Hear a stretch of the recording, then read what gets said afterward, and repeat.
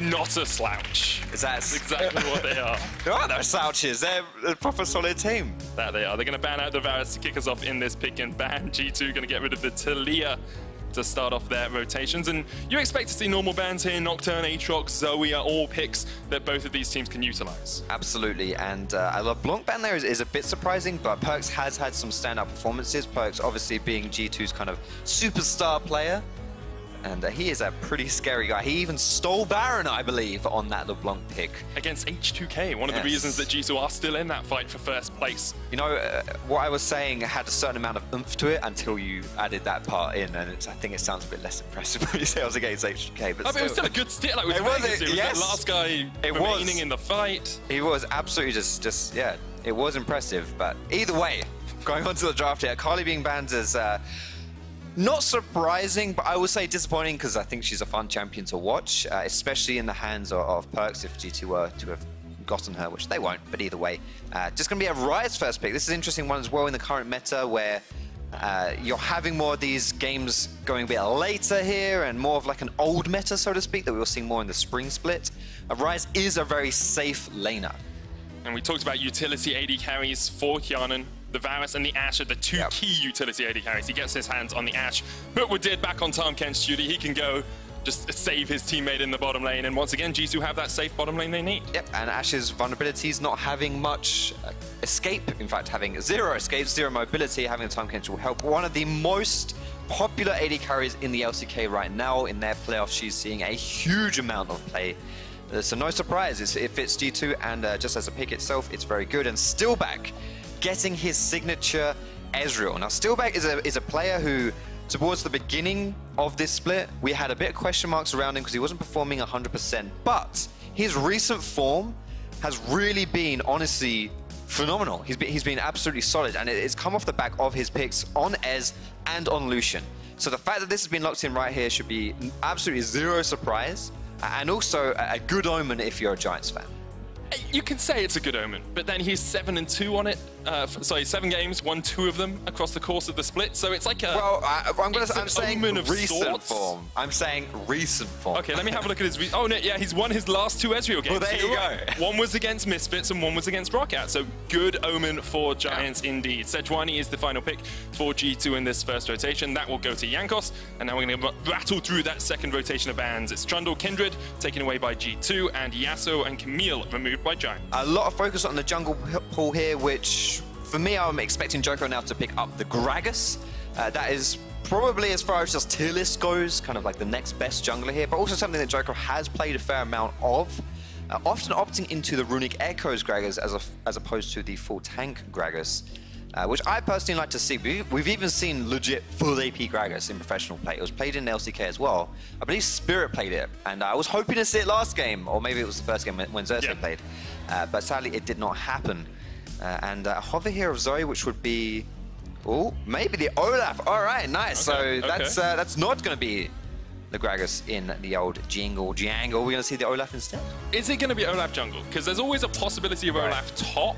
I know it's something we haven't seen a lot this split, so I do expect it more likely to be in the jungle. And I was just looking to make sure that Djoko hadn't already played it, which he hasn't this split. But there's always that possibility you can flex things around. Yes, I mean, that pick pretty much confirms and answers your question there, Medic Mate. It is going to be Olaf jungle, and it does have the benefit of being a very strong early game jungler. It's really good at these these early game skirmishes, having that pressure in the early game to get your team ahead, especially when the team like Giants has scaling mid and scaling bots. If you can have a jungler that can just put out a bit more pressure on those lanes to keep them ahead a little bit, and also if you want to play around your top side as well, Gnar, generally speaking, tends to push in as a laner so you can protect him. And I think it's quite important that as Djoko in general, you are able to keep Jankos down, because for me, Jankos has been a point of weakness for G2. I think he's been a bit shaky. I would honestly say all summer split, I think, especially when G2 were on their downward trend and funneling stops and stuff. I think Jankos has been an exploitable weak link. Obviously, when you're playing Sejuani, there's little room for error in that sense, but having the Olaf pick will allow you to, if you wish, exploit the enemy jungler. So Giants looking for the early skirmishes, looking to beat G2 the same way they did last time, with those fights, with those big clusters as we get towards the mid-game. G2, on the other hand, much more pick-orientated. Zoe and Ashe already leads you towards pick, and then the Sejuani to follow up, and the Cho'Gath as well. Yeah, that's basically... And plus you have the Tahm Kench ulti, right, to move around the map. Yeah, absolutely, like you say. Massive, massive pick-orientated comp here coming out of G2. So they won't be looking necessarily to go for those full-out skirmishes. If they can just honestly keep... I mean, if they get any kind of lead as this game goes on, it's going to be ridiculously hard to play versus G2, and Giants are going to have to be careful that they do not concede any lead in this early game, because anytime you're playing versus a pick comp and you're behind, what happens is you lose control of the map goes dark, you have to start face checking for vision, and that's when those sleepy bubble troubles, the glacial prison, enchanted crystal arrow fly across the map and hit you right in your face, which is not where you want them to land. All about the vision control for Giants. They can play spoiler here for G2, our former finalists, fighting for one of those top 2 spots, fighting for a position in Madrid. Because remember, if you get top 2, you get semi-finals, and that means you are going to Madrid. Maybe in the 3rd, 4th match, maybe in that final as well. And G2 themselves actually have a lot to prove, because they came into this year as the former 4-time champions, though, the 4-peat. And then they kind of struggled a little bit against Fnatic in the finals. They went 0-3. Reckless got the double pentakill. And since then, G2 haven't really looked like that team that dominates Europe. And we thought at the beginning of this split that they were on track to be that team again, because they were undefeated for a pretty long time. Going into Rift Rivals, they were undefeated. I believe they dropped 1 game at Rift Rivals. Yep, against Echo Fox. There you go. And since then, they've gone 5-5. Yeah, and that's when, you know, we have started having the question marks, and it is the worst time for these guys to have... I mean, it's mediocre, we'll put it that way. I won't want to say it's like downward trend, it's literally a 500 score, but it's not really what we're expecting out of G2. Just want them to do a little bit better, and they'll be trying to do that in this game. Early on, Giants went for a tiny invade, but nothing really going to happen there. Betsy will trade into PerkZ as well in the mid lane. Pretty stalwart member of the Giants roster. Betsy and Djoko have actually been 2 of the players that, if I were to highlight key players on Giants, I would look to them. Djoko for his early skirmishing, and Betsy he's been consistently good in this mid lane. I think that's very fair to say. Betsy, to me, reminds me a bit more... he's a similar player to Exile from Unicorns of Love, except he doesn't die all the time. Yeah. No offense to Exile. I mean, Exile does die all the time. But I think Betsy, absolutely, if you put a bit of responsibility on his backs, he really can. He will reward you for that. And Djoko's early game jungling has actually been really good. For a team that is sitting at 5-11, Djoko's early game performances, the way he passes and the pressure he applies onto the enemy team in that early game, it is very impressive. And the fact that he's playing this Olaf pick, who clears the jungle very quickly, is very good in these 1v1 skirmishes because he can spam the undertow. It's a good pick for Djoko to do Djoko things. Both junglers were spotted here, so they're going to end up trading red buffs. And on the other side of Summoner's Rift to Djoko is Jankos. And we talked about how he wants to get through this early game. He needs to be effective on the map. And when he is playing well for his team, he gets his team ahead. You can see when they win, he has higher jungle proximity, he has more kills and assists at 15 minutes. He's got a higher gold difference at 15 minutes as well. There's almost a 1.3 thousand gold difference between when G2 win and when G2 lose. So you do have to look at Jankos for a little bit more consistency on this G2 line. Consistency is a really good word to use for Jankos. I think the thing is with him, we have such high expectations of this guy because arguably he's been the best jungler in Europe for maybe 2 years now. And coming onto G2, it was almost like they were forming this kind of super team. And to be honest, that's a bit of a cursed word in EU. Yeah. Super teams and EU don't tend to mix. You don't have to... It started off with, was it Elements, I believe it was, or Alliance? Yeah, that didn't go down too well. And Jankos and PerkZ, arguably, you're bringing the best mid laner, pairing him with the best jungler. And to be honest, it's just not looked as good as it really should have looked. And with the meta going a bit more how it has been in the past, with those AD carries in the bot lane, games going on a bit later, I think now we could see a return to form from Jankos. That's definitely what G2 fans are hoping to see. Jankos ganking the top lane here was on a Ghost Poro, so was spotted out. Trade in the mid lane as well. The Drowsy down on Betsy, but PerkZ now needs to get away from this. Fight still happening on the top side. The stun combo is enough, and G2 get first blood. Huge CC coming out of G2 there, which even though Ruin blows his flash, is not enough to save him. And this is a good omen if you are a G2 fan, because you don't necessarily have the stronger early game. This gank, that the first blood really should not have gone over to G2 when we talk about the team compositions. Djoko does get a gank in the mid lane. That flash is down. So even though the kill isn't in the pocket of Giants right now, there's always that potential for a return play. Let's take a look at what happened in that top lane. Very simply, Jankos just walks up into this lane. Oh, that's crucial right there. Varun actually blew his little Goomba Stomp hop on the Rupture. That sucks, because that is your escape. And when you get that interrupted, that's really well played by Wunder there. But also a bit of disrespect coming through from Varun. Yeah, Ruin is very well known for his Gnar play. Played it a lot last split as well. So surprised to see him make that mistake, but credit to Wunder. In Spring Split, we talked about him as a possible MVP, definitely the best top laner in Europe. So this super team that G2 have developed isn't all about Jankos and PerkZ, also has an incredibly strong top laner. What I love about Wunder as well is that he came from Splice before, and I don't really think when he was on Splice that anyone considered him as one of the best tops. I think he's a player who has developed extremely well playing under G2 and is now arguably the best top in Europe. Which he was not before. Yeah, I totally agree with you. I think being on G2 has opened him up a little bit more. Maybe we saw G2 put a bit more focus up towards that top side, where Splice didn't used to do that as much. So just a little bit more time spent around Wunder has definitely unleashed his full potential. We're about 6 minutes into the game. It's still a very even game, even though that first blood's gone down. So I want to see where Giants are actually getting some of their gold from. If you look down towards the bottom lane, a bit it's coming from there. Trade from Ruin in the top lane, but Wunder should be able to walk away from this one. A bit of a CS lead down towards that top lane. Djoko's on the hunt. Predator. Ruin's just chasing in. Good Rupture, but Djoko will start tanking up now, and Wunder's dead. No way for him to get away. Djoko! Oh, oh no. What did he die to there? Looked like he was going to survive. Maybe a final minion also attack came in. Oh, that's... Man, you just get caught in indecisiveness there, excuse me. I'm not like I'm English or anything. And he didn't want to blow his flash. He didn't want to. You saw him holding on to it. He was like, no, don't make me blow the summoner. I can do it. And then he's dead. Bless him. It was extremely close, though. But a good punish from Giants to notice that Wunder used that flash in the setup to the gank previously, where he got the first blood.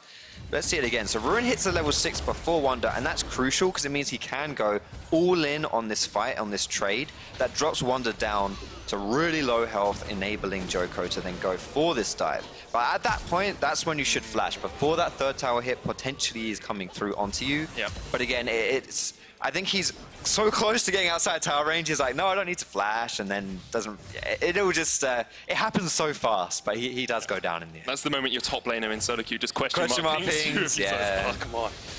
And yeah, 2-1 on Wunder now. He's in a pretty strong spot. That CS discrepancy I talked about in bot lane is relatively even now, although it is pushing towards Steeelback, so he'll be able to get a little bit further ahead on the Ezreal. PerkZ very much struggling in the mid lane, though. Remember, hasn't got the flash, has portal jump, but is he going to be able to get away from a Ragnarocking Olaf? No, he's not. That's one down, and Jankos can do nothing about it. The arrow comes in, the utility AD carry Hjärnan catches Djoko, and now here comes the chase. Hjärnan and Tahm Kench coming up with Wadid there as well, but Djoko almost falls. He turns it back around. Jankos, flash, prison, cleanse from Betsy, but Hjärnan and Wadid are here. Finally, the realm whoop to get him away. Betsy will live to fight another day. Oh, my lordy, that was a ridiculous fight in the mid lane. I think, I don't want to say, I'm kind of speechless. Jankos leveled up his ultimate ridiculously fast there to try and save himself, and it works. But a great roam from G2, and that snipe from downtown from Hjärnan as well. That's why you picked that Ashe pick.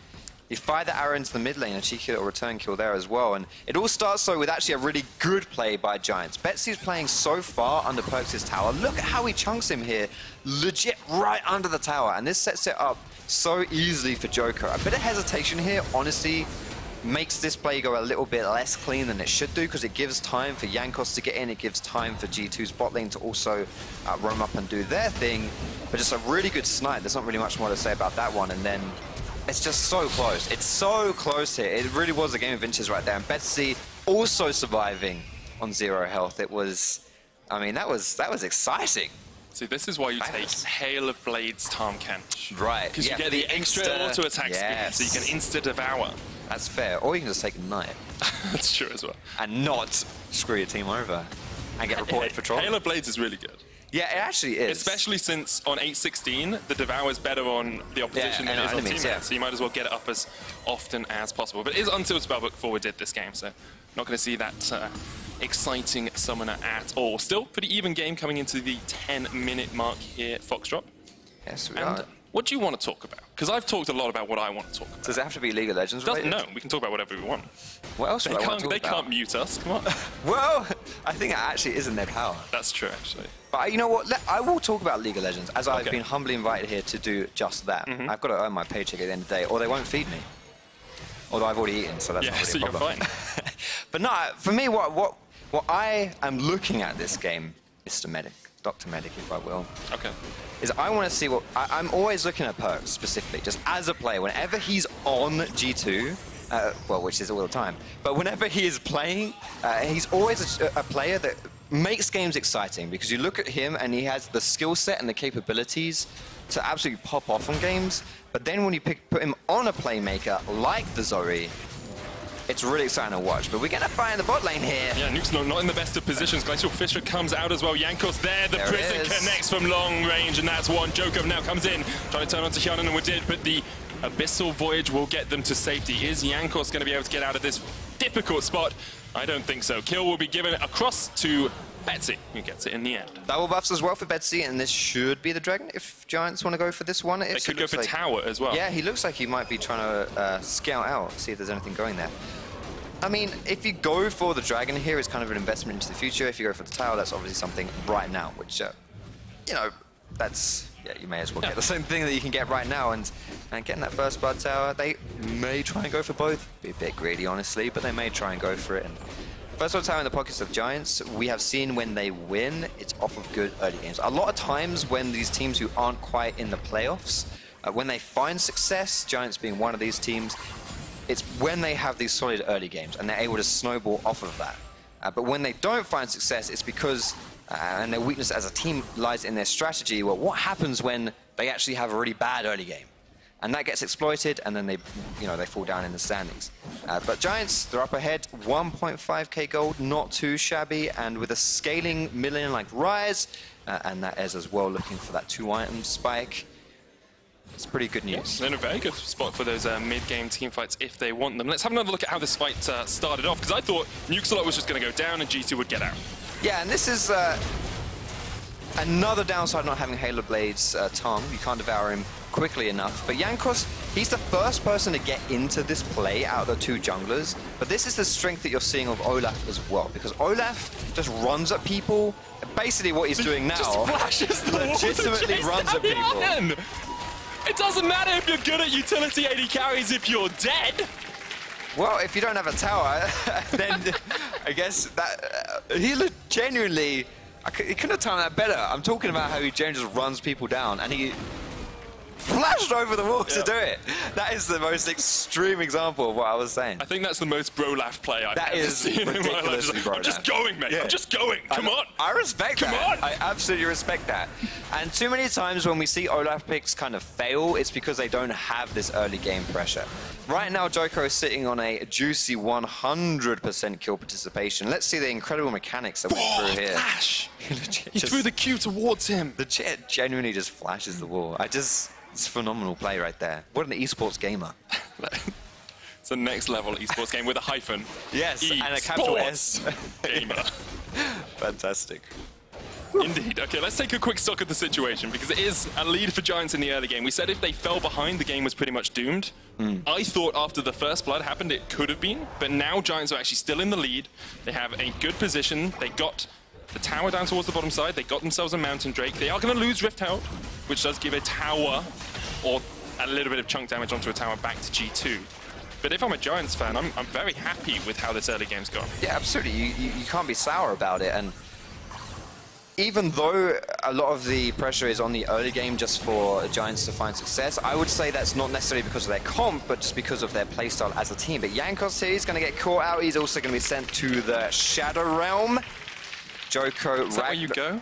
Yeah, that's where you go. You've activated my Ragnarok card. Yeah, precisely. Djoko Ragnaroks and Jankos rolls into his grave.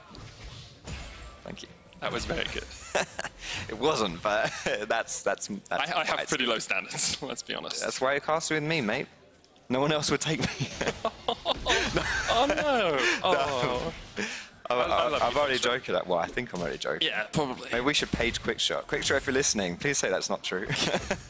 Let's bring it back to the game at hand, though, because we have talked a lot about how, you know, Giants have been able to keep this early game lead up. They're starting to get towards these first item, Mana Moon, building up towards that second two-item spike for Giants. If they're going to play around that, what's their intention? What's their next set of game plans? So with the two-item spike on Ez, Steeelback plays Ez a bit more unique in the style that he rushes Sheen. He doesn't rush Tier first. So when he actually unlocks the Mana Moon, it's a bit later than traditionally you would see with an Ezreal. But you can see that the lane swaps are coming through here, and we'll probably see much more like a standard setup right now, where you're just going for the traditional play, right? Where the bot lane tower goes down, your lane swap, you try and get this top side here. And when that Triforce comes through from Steeelback, and when that Mana Moon comes through, and obviously the same goes for Betsy too. Ryze is a decent two-item champion as well. You can definitely see Betsy just wave clear mid in like 0 seconds, because that's what Ryze does. And then he can realm warp up to the top lane. If you catch G2 sleeping, there's like a really good chance you can just get some picks that way, work that into the tower, set up vision on the top side, and then go into that mid lane. It can be a bit formulaic, but also explosive, depending on if G2 respect the potential for Betsy to run. They're trying to get rid of this mid lane tower to reduce the ability for Betsy to roam around, and Djoko's going to try and answer it. You can see Steeelback on his way down as well, but Rift is going to take a big chunk out of this tower. Doesn't do full damage because Djoko smited it, so will not get the tower. That's really intelligent play from the Giants jungler. It's intelligent and also very important, because if that mid lane tower goes down, it really does handcuff how Betsy can then play moving forward. Because Betsy absolutely, like I mentioned, just wants to wave clear mid and just shove, shove, shove, shove, shove. It stops Zoe being able to roam. It opens him up to be able to roam. But if that tower goes down, you can't really do that anymore, because then you're actually putting yourself in quite a vulnerable position, because you don't have the tower there to protect yourself. So that tower survives. It lives, unlike something happening on the technical side, which has gone boom. Well, hopefully it's not gone boom, because we'd be here for a while if it did. Yeah, a mini boom. A mini boom. I'm sure we'll be able to fix it pretty quickly. But we focused a lot on Giants, and I do want to bring attention back to the fact that G2, like, for the last few weeks, I've been slowly seeding this discussion. I've been seeding this narrative, is the technical word we use, which is G2 actually still one of the best teams in Europe? Are they still top 4? Are they still top 2? And I've asked a few people, and they're like, oh, maybe they are, maybe they're not. You know, Schalke are good, Fnatic are the best at the moment, but you've got Misfits and Splice and Schalke and everyone else here. Yep. What's your opinion, Foxdrop? Well, I've predicted G2 to finish second, and judging by the nature of my predictions, that probably means they are actually pretty crap. Yeah. As I've seen your predictions. Yes. So the reason why I think they would be in that top 2 is because I think the meta is going to go to a spot where it favors them again. I think the funnel meta, they thrived in that, and then when funnel died, G2 really did seem to struggle. But I actually think a lot of that came down to how they were deciding to play the bot lane and how Jankos was deciding to play as well. And I think the meta now is definitely reverting, if you can say, a bit more back to how we saw in that spring split, a bit more how we're used to seeing League of Legends being played in general, when you're having more tanky top laners being played, tanky junglers as well. There's AD carries in the bot lane, scaling the games out a little bit more. And I think that actually plays into G2's strengths a lot more. So I think that with the meta shift being how it is, and the other teams who they're battling in that top 2 spot for, because I think they're not better than Fnatic, but I don't think anyone's better than Fnatic.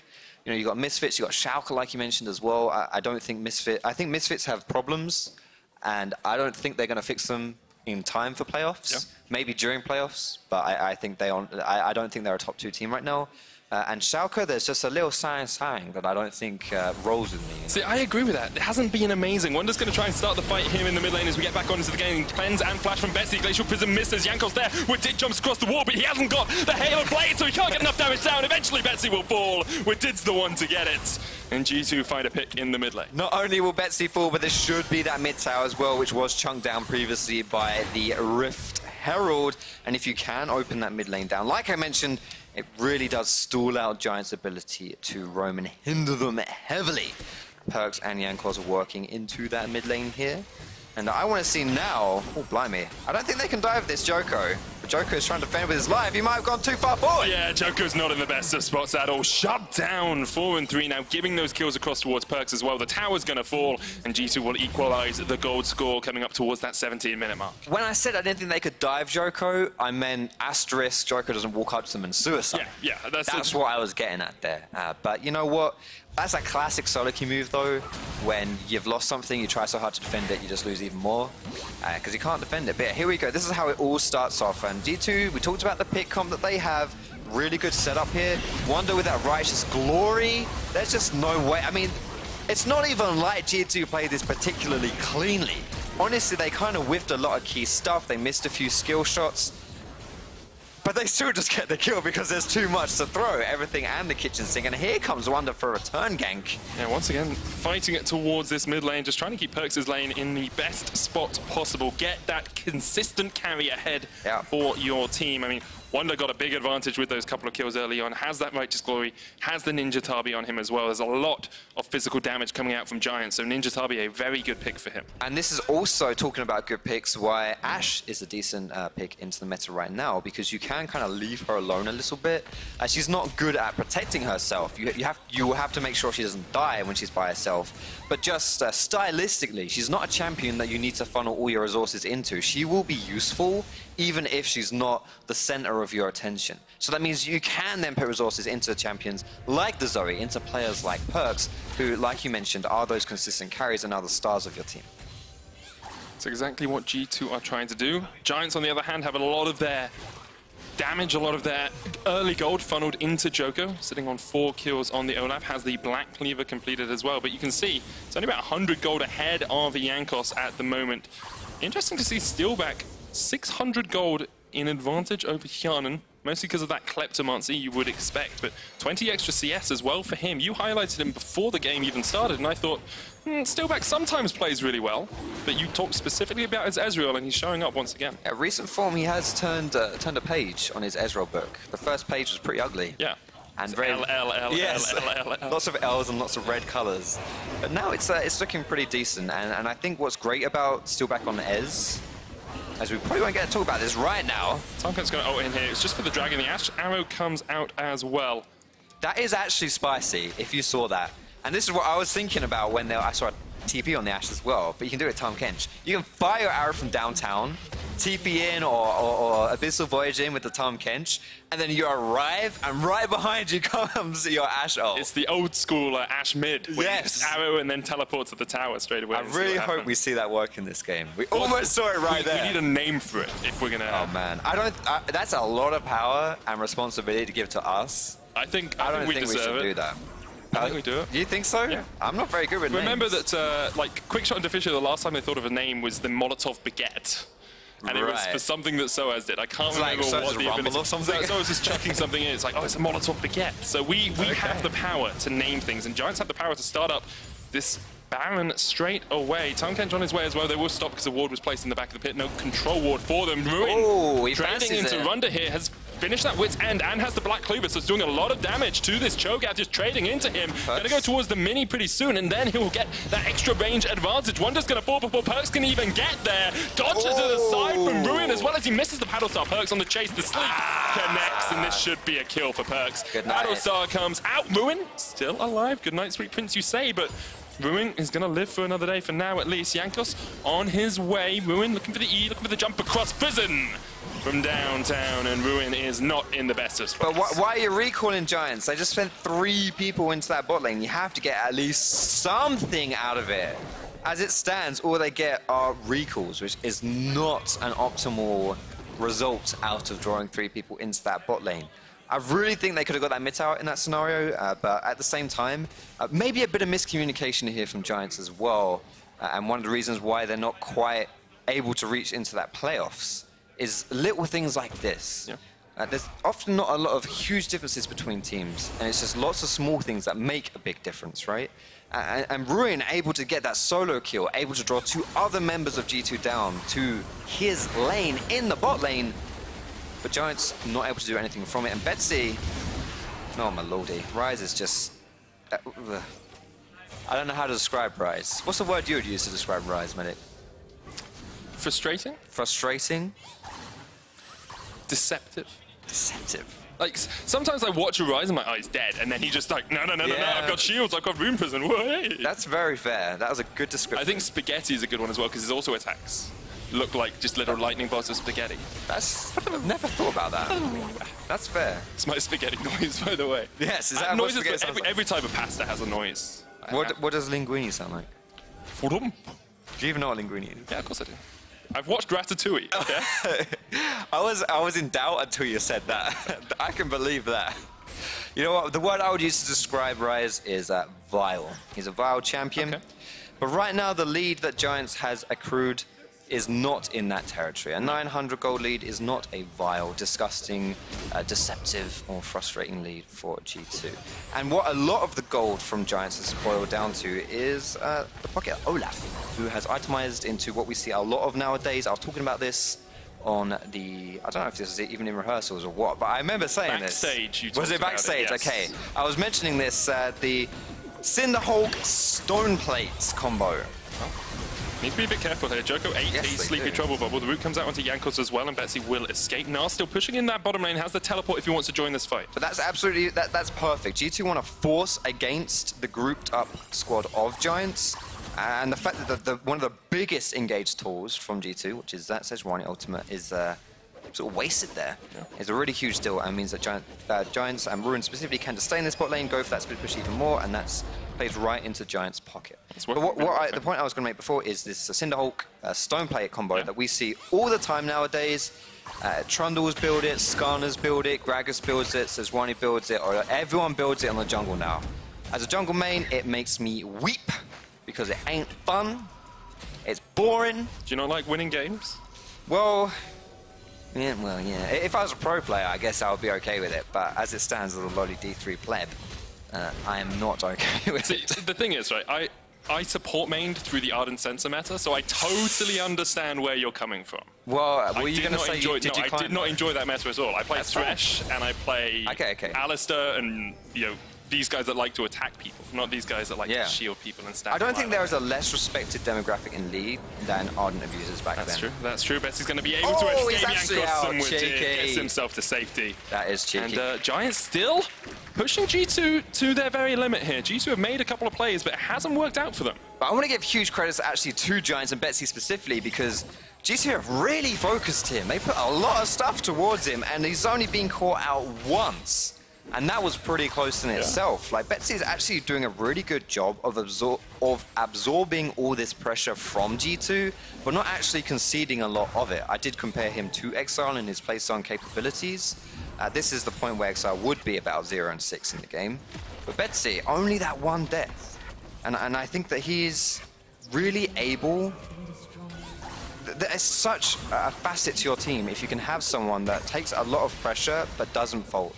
Yeah, I totally agree with you, especially against a combination like PerkZ and Jankos, even Wunder coming in to join those fights. The only time he died was when Wunder was there. Inhibitor tower falling in the top side, and G2 are odds and ends here. They're not reacting. Tahm Kench is backed. Maybe they're going to come across now, but immediately Giants say, okay, we're going to do something on the other side of the map. Exactly, and this time when Ruin was setting up in that bot lane and got that inhibitor tower, Giants were ready to do something, like you mentioned, on the other side of the map, which led to them getting that mid tower as well, and then they all ran over to the Baron too. So that G2 are really spread thin across this map here.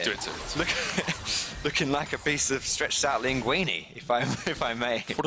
Yes, they are thrumping their way through the Summoner's Rift. And Giants will take this any day of the week, but on the plus side for G2, these guys only really need to get a solid Sejuani ultimate to catch someone. And their team comp, if they do that, they can then group up. And that has been one of G2's strengths. Their map rotations right now are looking pretty weak. But when they are making proactive rotations, not just the reactive ones, they actually are very good at doing that. They definitely are. Okay. Let's take a quick re-evaluation of exactly where we are. We've had our spaghetti and linguine jokes. We've had our discussion as to what the long-range arrow should be called. I'm still expecting you to think of a name, but what about the state of the game? 2,000 gold lead for Giants, a Mountain Drake apiece for both these teams. Second item complete on both AD carries and on both mid laners. So it's actually a very even game state coming into the mid to late game now, and what we want to see is Giants pulling G2 across the map a little bit more, and G2 are trying to react by getting control of this river. And I think that even if G2 get a pick here, they have to be really, well, picky is not the word I should use there, choosy, about who they try and get a pick onto. Because the Braum, the Olaf, I won't count Ruin because he's not going to be grouping, but you have to land it on Betsy, and if you do, you have to have significant follow-up because he has the cleanse. Steeelback as an Ezreal is notoriously slippy, and he has the sash. What? Oh my god. Can we just do what Zoe did there and delete her from the game? Is that a petition? Can I do that? Yeah, change.org, go on. Chuck it on, 100,000 signatures. We're just trying to play League of Legends. We're trying to play a macro game, we're trying to use our brains, and then that abomination springs itself up. You just have to dodge the Q. Should have pink warded the sleepy bubble. That was the problem. That was the problem. G2 going to set up around the Baron, and now that they see their opportunity, they find the pick they need. Nuke slot does get nuked to about half HP as well. Gnar still pushing in that side lane, but G2 have started the Baron. They have the Cho'Gath. Easy secure for them. Djoko, once again, it's your time to step up. You have to do it now. If you're ever going to do it, the Realm Walk comes in to get vision. Djoko down to half. PerkZ still standing up towards the side. The Baron down to 2,000. Djoko's going in, looking for the steal. Can't get the smite because Cho'Gath secures it. Gnar going for the inhibitor, but already Nuke Slot is down, and Giants need to run for the hills here. They need to get away.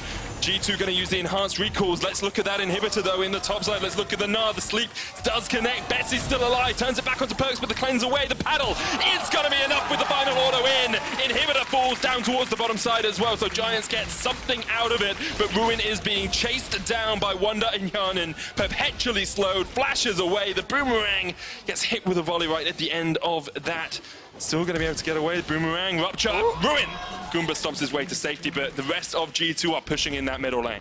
And this should be another inhibitor as well for G2. The game just explodes out of that one pick.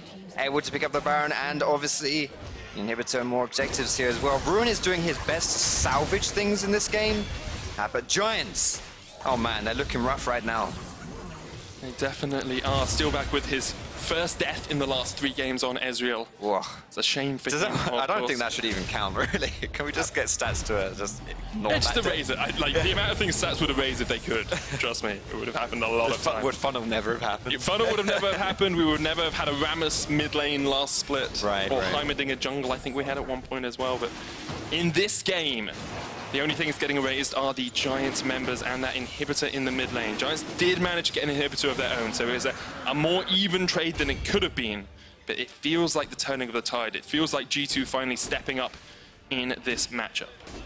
And it all came down from that one pick. It's sort of ironic that G2 have drafted a quite heavy pick comp, and all it took was just Zoe doing Zoe things for it to actually work.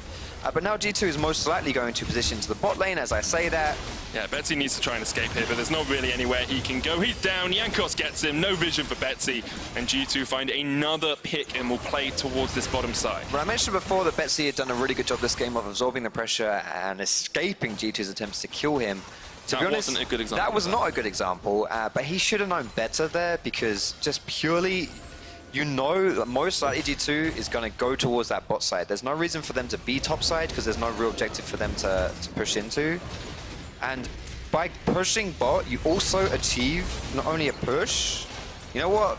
Let's just watch Djoko get in. Let's watch Djoko get in. Yeah, Hjärnan's going to take him out in the end. They went for the dive, but they didn't expect the teleport coming in from Hjärnan, and now G2 will push him with all 3 members down towards this bottom side. Betsy up in 11. Cleanse used by Steeelback, but this will be the second inhibitor, and G2 still fighting for first. They need this win if they're going to be able to get first in the regular season. And with this inhibitor, they would have put themselves in a very good spot. Can't get it though, and flash in from Nuke. Fisher misses onto Wadid. Counter teleport hit by Wunder to join his teammates. Ashe pushing in the top lane, 4v4. Ruin chasing in, looking for the Mega, has the Gnar, of course, gonna double bounce in, but it's only onto Wunder. They catch one, Steeelback, raining hell in from the side, the double wallop stuns PerkZ. Wunder will fall. Ashe is up towards that top lane though, and is going to be able to get this tower. Split push Ashe, baby, that's what it's all about. And G2 could afford to send Ashe into that top lane to defend Wunder because Betsy was dead. So G2 did not need that huge amount of manpower to push in the bot side when Giants send 2 top and 1 is in that Shadow Realm. But like I was mentioning before, this opens up just one more lane now for G2 to really siege down, which is that top lane.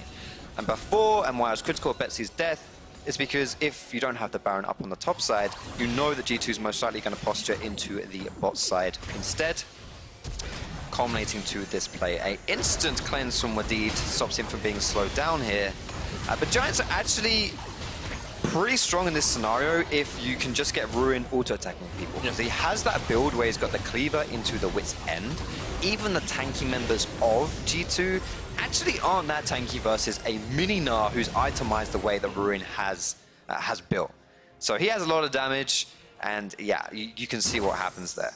And I'm probably just going to give up on my point about why G2 should have gone bot, because that every time I mention it, something happens. Wait, but they did go bot in the end. They did. And they didn't get the inhibitor, but they got close. No. They got 8,000 gold off that Baron, so maybe you should say this point, because maybe it'll actually go through if someone else says it. I just think G2 should go bot at the moment. There's a bot lane inhibitor down for them. If they push into that inhibitor push, it can work out really well. Exactly. So if they get this inhibitor down in the bottom lane, you're in such a good position. protecting and attacking. Indeed. Not only do you protect, but you attack. Most importantly, he... I don't know. I don't know. Okay. I was hoping that you'd come up with something, and it would sound like we had pre-planned. We're 30 minutes into the game, and I still don't know what to call Ashe. I don't know. Nor do I. You should not have high expectations. I think it's like the Samurai Sniper, because it's G2. But it doesn't get the teleport in there either, yeah. It needs to be more Ashe, you know.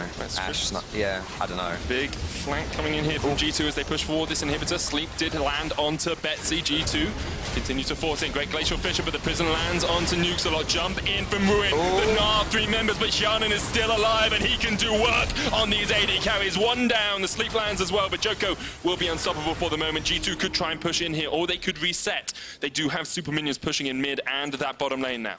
And G2 took a while to get the advantage in this game, but once they got it, absolutely, they just run away with this game, and Steeelback is having some kind of really horrific flashbacks. It's not fun playing against PerkZ when he is hitting these bubbles. Once again, another one connects. Everyone just hitting its mark. Another guy dies, and Giants are forced back. G2, after a slow start, are looking to keep fighting for that top spot. They're not done yet. They keep forcing back onto Steeelback.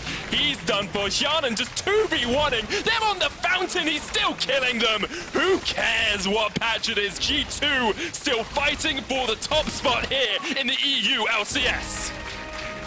What a performance out of G2's mid and bot lane that game. You mentioned Hjärnan stepping up, and if G2 want to revert their fortunes that they've had in that summer split recently, they're moving into a meta where the AD carry is important, and Hjärnan stepping up, perfect time to do so on PerkZ, mate. I mean, you can ban how many champions you want away from him, but you cannot ban PerkZ himself. Just does as he pleases. Like, after a slowish start, I was a little bit worried, but then you remember, oh, they've got Zoe and an Ashe, so if they ever land anything, that person's pretty dead. I was a bit worried that they wouldn't have enough damage in their team comp to really get through the Giants squad there. I always worry about amount of damage when you've got a Zoe. But that doesn't do enough damage for me. I mean, in more of the extended, consistent fights, medic. You know what I'm saying? But yeah, I mean, as you were saying, Zoe just, I don't even know what happened there. The whole game really just pivoted off of that one thing, and that was credit to PerkZ on the Zoe to find that window, because it was a slim window. I mean, it's like when you're hot and you're still gaming and it's late at night, so it's dark.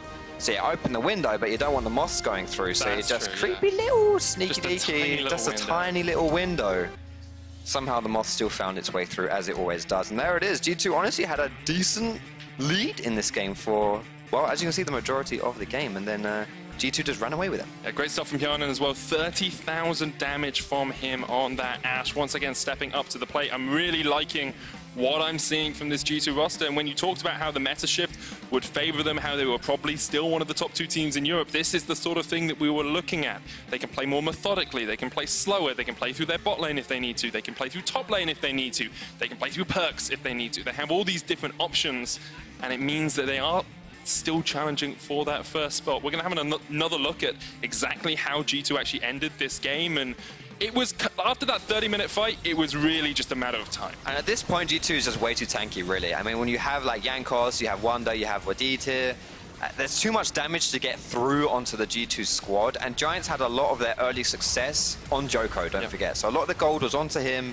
and when you can't get through that tanky front line, when you have Hjärnan and PerkZ, I mentioned maybe they wouldn't have enough damage with just those two.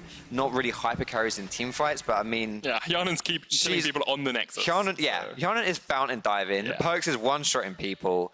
I don't think they needed to worry about damage. No, I don't think they did at all. As the game is over, you guys have one thing to do, and go and vote for your player of the game at LOL Esports on Twitter. It's PerkZ? That's just a combination of all three. Jankos. It's like a combination of all three. It's PerkZ, Jankos, and Hjärnan, who are your choices. Who?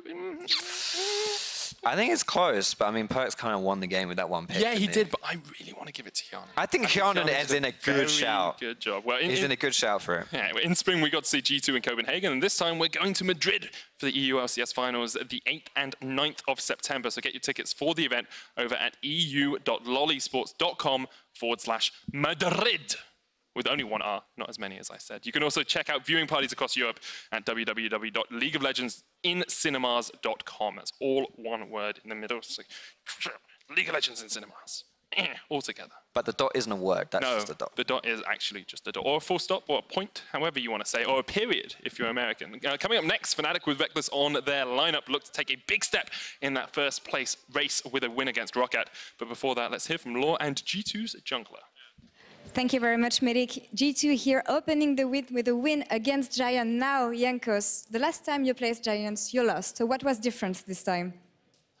I think last time we played against Giants, we made a lot of mistakes in the early game, and we gave them comfortable champions. I think this game, our draft was better, even though we were red side. And I think we played really slow, but we kind of knew that, you know, at some point we should outscale them. But luckily, Luka didn't give us a chance, and he just kind of won the game with the pick mid lane. Why do you think you guys play so slow, per se, at the moment? Are you lacking confidence, something? No, I mean, I think their champions were getting really hard outscaled at some point, and, you know, they couldn't really win fights against us. And we tend to play over-aggressive, or we make decisions where we can fight when we don't need to fight sometimes, even though we will be stronger at some point. So I think even though Luka got this pick, I think if he wouldn't have, I think we would be perfectly fine in game, and we would start forcing Nash with Cho'Gath. We have pretty good smite, and even though Gnar was like a little bit annoying with the bot pressure, and we misplayed a couple of times, that costed us turrets. I think the game was not that difficult. Like, I mean, it was hard, but it's like, it's fine, winnable, winnable. You're always hard on yourself whenever we talk. Why is that so? I mean, I think it's because maybe I didn't have like the best weeks in my career, last 3 weeks. I mean, I think last week was fine, but I think I didn't play as good as I should have been playing after Rift Rivals. And, you know, before the Rift Rivals, we played only Funnel. So who knows how I would perform. I mean, I honestly think I would perform well, but I don't know because I played Braum. So I was playing fine Braum. And now I think, you know, I'm getting like back in shape, and I think I'm starting to play well again. And there are 3 games where, not the best games, but, you know, not the worst games. I just played the game, and, you know, we have one more or maybe a couple more matches tomorrow, since we have some possible tiebreakers. So I'm very excited to face Vitality and play against Kikis, my Polish bro. About this game, it will be the last of the regular season outside tiebreakers, potential tiebreakers. What do you think of your matchup against Vitality? Will you be able to take it? I mean, I think Vitality is for sure one of the best early game teams right now. But I think if they don't have the early game, even with Kikis, they don't play that good. They're not here. You can okay.